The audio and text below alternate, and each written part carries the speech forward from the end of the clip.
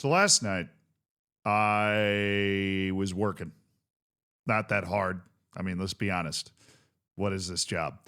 But I knew, Champions League was going on. So I was making sure I kept track of the Champions League scores. And I knew there was a Premier League match. But when I looked up what that Premier League match was, it was Wolves against Arsenal. And I went, you know what? I'm not even going to fucking pay attention.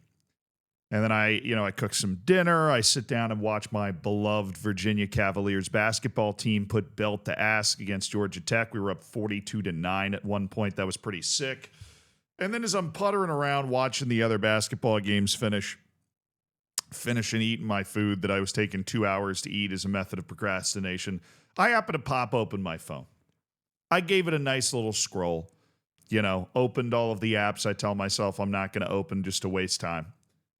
One of those, of course, being Twitter. I open that up, and then all of a sudden I see one tweet that says this, actually.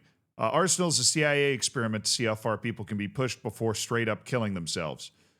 And I figured that nobody would have tweeted that out unless Arsenal had done something bad against Wolves. But I also figured there was no way that was possible. But of course, I go in and check, and Arsenal ends up with a 2-2 draw against Wolves. A 2-2 draw that now brings Arsenal back towards Manchester City to the tune of a Man City win leaves them just 2 points behind. Okay, and this is a Manchester City team that has 53 points after 26 matches. I mean, this is a Manchester City team that if we're taking points per match here, right, I'm gonna go ahead and do this. I'm not very good at this, but just ride with me for a second. 53 divided by 26, they're getting 2 points per match. All right, we multiply that by 12. They're looking at 24 more points. Okay, 25 more points. 24.5, you can't double round, so 24. All right, but we will double round because, no, I used the exact right number. I didn't just use 2. I used 2.03, whatever. So it's 24, maybe 25 points on top of that 53. That's 77 points. That is the softest title challenge you could possibly imagine. That's the title challenge. Look at last year you had Liverpool drop 84 points. Arsenal was the title challenger that dropped 74. The year before that, of course, you had Arsenal dropping 89, but Manchester City dropping 91. You go back farther and farther than that, you're in the Manchester City kind of Liverpool era. Last year, at least as far as I can remember, in the last, 6, 7, 8 years or whatever, probably back to Leicester, you're not going to end up with a title charge worse than that, like a title challenge worse than that. And that's assuming Manchester City maintains an average pace. They could turn it up, they could leave it down, but this should not be close. It shouldn't be. This should not be close. And yet it is. And yet it is. Arsenal is finding a way. They have drawn Brentford. They have drawn Wolves in consecutive matches. They're finding a way. I mean, I think, look, Arsenal 2 years ago probably should have won. I can take this little table back again. Arsenal 2 years ago was a good enough team to win the Premier League. They win, a bunch of matches towards the end of the season. Manchester City just does the same thing. Great title race and so on and so forth. Liverpool falling out of it at the end. But I don't care what you say about bottling or not. You put together 89 points, right? You deserve to win a league. You just happen to do that in a year where Manchester City dropped 91 points and grabbed a league title. Last year, Arsenal only dropped 74. All right, Arsenal was the king of the draw last year, and that's how Arne Slot was able to lead Liverpool to a championship on just 84. I would be willing to go out and say that maybe Arsenal's peak has already passed them by. I don't know. I mean, we're looking at a team right now that's top of the league with 17 wins in 27 matches. I know the Premier League is a bloodbath, but you would expect one of these teams. Liverpool, obviously last year's champions. Maybe at Chelsea, they've been building towards it. Manchester City, obviously, is always fantastic. A little disappointed in Tottenham. Probably not a team that's able to actually challenge at that level anymore, but somebody every year has been able to take that run and just actually go out and win matches and make the magic happen. Arsenal is getting handed this one on a silver platter. There is not another team that is on pace to get over 80 points. There's no way, right? I'm just bouncing ideas around here. Now, the actual result itself was also particularly brutal. They had a 2-0 lead with 30 minutes to go. Defense is their thing. And they give up a couple of goals to a team that ends up with .29 XG for the entire match. 6 total shots. You know what's sad, though? Arsenal only had 10. 94th minute equalizer for Wolves. Wolves, you know how far back you have to go to find Wolves scoring 2 goals in the league? They scored 1 goal in a 3-1 loss against Chelsea. And they scored 1 goal in a 1-1 draw against an Everton team that ended up with 2 red cards. This match was a while ago, obviously. They scored before the red cards, though. I wanted to make sure. They scored before the red cards, so I guess, I'm not really going to hold that against them. They'd scored 2 goals in the entire year before this match. What were the betting odds you would have been able to get that Arsenal, this unbelievable defensive mastermind team, would concede 2 goals to a team that had only scored 2 goals since the start of January? The team that has literally 1 win this season in 27 matches. This is their 7th draw. They've lost 19 of their 27. They're the most, I shouldn't say this because every year there seems to be one team like Wolves now, but they are so convincingly relegated. They have long since been able to plan out exactly how they're going to handle that relegation. I know you're on the road, and on the road, in the league is supposed to be difficult, but you're playing a championship team here. You're playing a championship team. There are teams in the championship that would be much harder to play than Wolves. Let's not pretend. You cut the top 3 off the championship and play them, you're going to have a harder time than you're going to have playing against Wolves. And yet, Wolves got Nottingham Forest's manager fired. That was their last match. A 0-0 draw sent Dyche to the shops. Now, there's been some overreaction that Mikel Arteta should be fired. That's stupid. That's silly. But Mikel Arteta manages in a way that I'm pretty familiar with this.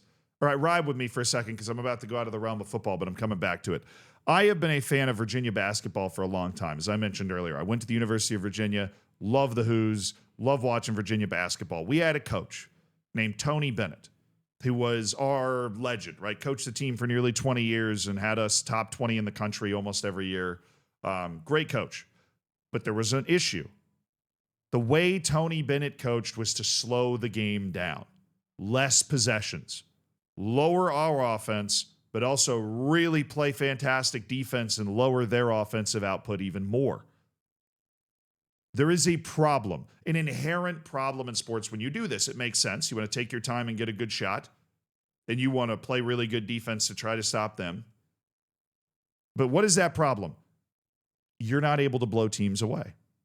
And as a result, University of Virginia becomes the first team to suffer the biggest possible upset in sports, losing to a 16 seed in March Madness. First time it ever happened.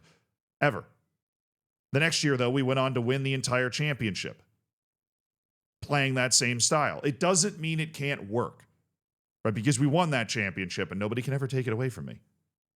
But what it also means is if you can't blow teams away, if some shit goes right for them, somebody makes an unbelievable shot, somebody scores an unbridled banger, or the ball bounces the wrong way, because, look at the sport, particularly this sport, even more so than basketball.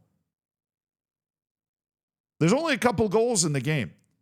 All it takes is one moment, and that ball ends up in the back of the net. Just ask Arsenal now. You could even though Arsenal wasn't exactly blowing them away here, 10 shots, Arsenal deserved to win the match.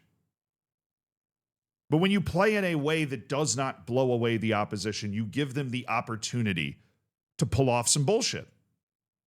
And Wolves pulled off some bullshit. Full credit to them. That's what you got to be trying to do.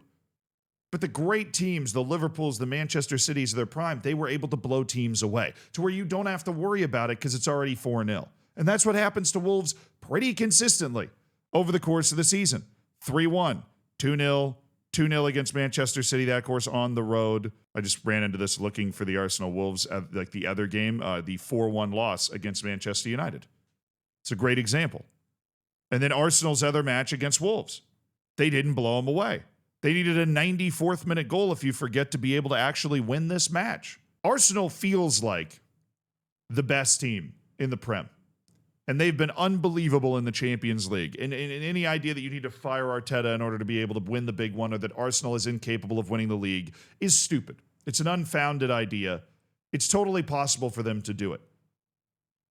But Arsenal plays in a way that opens themselves up to this. They play in a way where they cannot blow teams away. If those, unless that team is going to have an absolute meltdown and collapse on its own, which Wolves honestly is more than capable of doing. But, Arsenal just basically is going to have to live in a world where this bullshit can happen to them, because they are a defense-first team, a control-first team, and they just don't seem to have that penchant to blow teams away. Arsenal is trying to win the Premier League without a star striker. They don't have one. That is a very difficult thing to do. It reminds me of the way that the Manchester City teams would try to approach actually winning matches, And I don't mean to get too analytical or about the actual football that's happening here, because I'm just another dude sitting here with an opinion. But Arsenal doesn't play that way. They don't have that team. They don't have that juice. They play in a more defensive way that uses a striker more traditionally, and that striker still just isn't getting the job done. And they don't have Mo Salah to save the day. They don't have that type of player that at his peak is able to basically be your primary focus, your primary goal scorer from the wing. I love Bukayo Saka, but I don't think he's quite at the level that Mo Salah was able to reach. It's one of those questions where we'll only know the answer when the question is answered. Whether Arsenal playing with this team and the way that they play is actually able to win the Premier League. I believe they are. We saw it in the Champions League, and we've seen the consistent results they've been able to get for a long time. But if they can't, Arsenal's risking Tottenham status. Genuinely risking Tottenham status, because for the better part of a decade, Tottenham was rocking top 4, top 3. Even in the Leicester City season, Tottenham was second. And you figured, well, eventually they're going to get one. Well, the window doesn't last forever. And I'm going to be honest, based off the challenge we're seeing from all of the other teams, this is probably the year. Man City is the best challenger on pace for 77 points. You can't let them get that. I'd say the good news for Arsenal is that even though they're more prone to drop points against a team like Wolves, they're probably better suited, based off of the way that they play as a team, to be able to get results against good teams, which is what they're going to need. Or at least more talented teams, because they have Tottenham, or the nursery, the medical ward that is Tottenham Hotspur. Then they have Chelsea visiting, and then they're at Brighton. None of these are anywhere near as easy as the Wolves match. They're probably going to win 2 of these 3, just because the way they play. But I'd be very scared now. Like this fan that sent me on this path at the beginning. I'd be very scared now. That's back-to-back draws that are not particularly tasty, and a 2-0 blown lead that is no doubt getting into these players' heads.